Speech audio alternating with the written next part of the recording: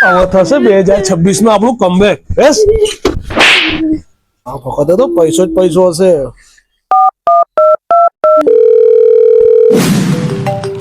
Phone કર્યો. Hello, લો kidnapper બીડી speaking. તારો છોકરો મારા પાસે છે, પછી જલ્દીથી 10 લાખ રૂપિયા મોકલી દે.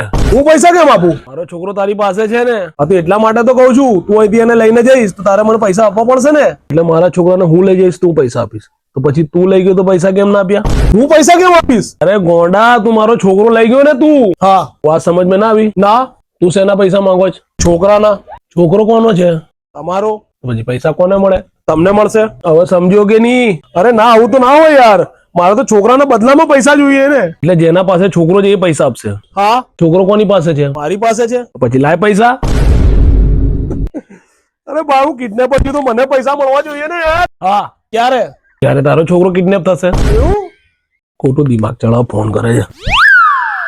અરે હલો હલો. કિડનેપરોની તો કોઈ ઇજ્જત જ નથી રહી. ધંધો બદલવો પડશે 2026 માં.